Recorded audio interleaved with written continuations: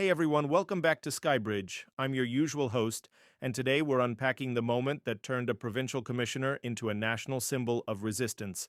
Lieutenant General Nalanhla Mkhwanazi didn't just declare, "I am combat ready," he told the world he can protect himself and the integrity of his badge. Let's dive in.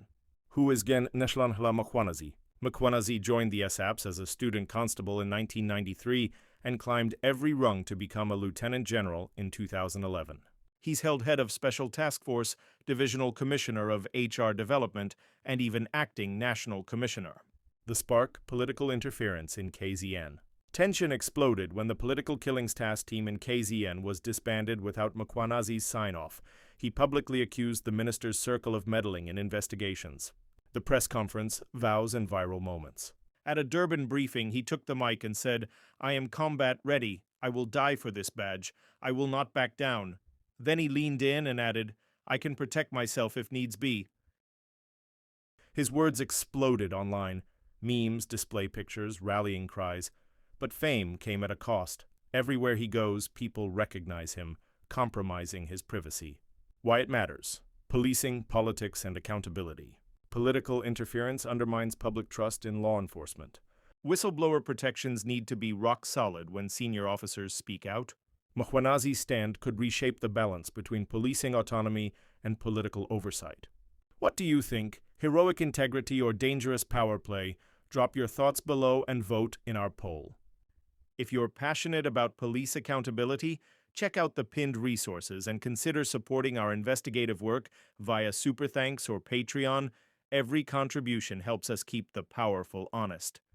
Well, I didn't call for a commission, so we spoke about what we spoke about in public for the executive to be able to act on it, both at the national level from what the president has announced in terms of a commission as well as parliament.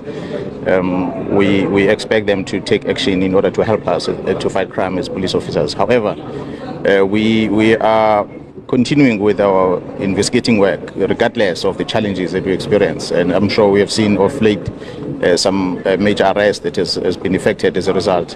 So we're not going to stop. We're going to continue with that as police. So whatever the executive is doing, that is their responsibility. We focus on ours. What have the last month and maybe 2 months been since that briefing? I mean, we know that the National Commission announced that your security had been increased. There were a number of changes that had happened. What's it been like for you dealing with these past few weeks? Yeah, then the difficulty is that my privacy has been compromised, because wherever I walk around and I get people that recognize me and wants to greet me, and that's not what I enjoy the most. Other than that, everything remains the same. So I'm still proud of men and women out there, especially in KZN. On daily basis, they're making arrests, they're recovering illegal firearms, and the successful prosecutions that are happening in courts as a result of the hard-working men and women out there. So I'm quite pleased with that.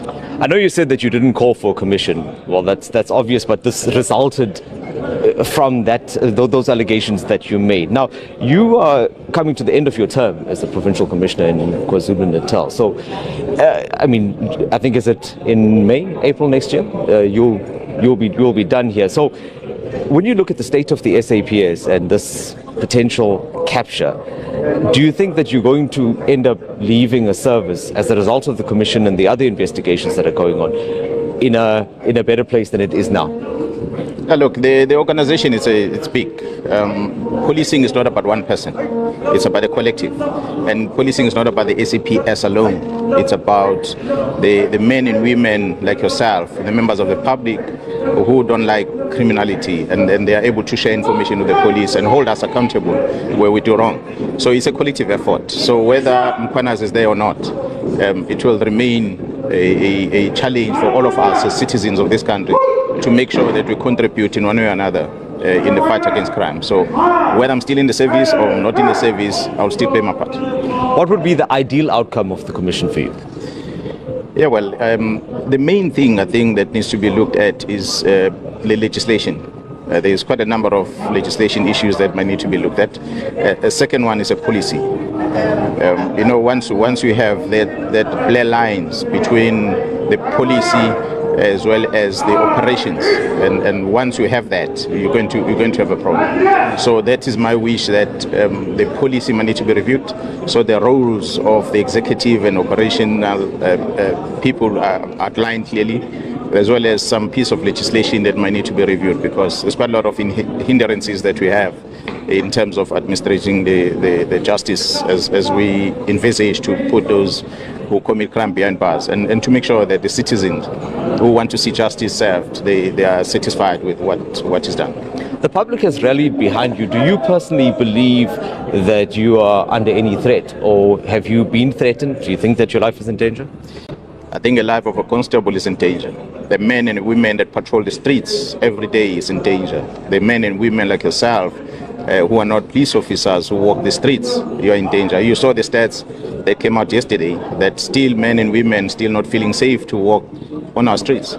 It simply tells us that we need to do more in order to prioritize those people. Other than that, for me as a person, well, I'll do whatever I do to protect myself, but I need to care more about those that need my service.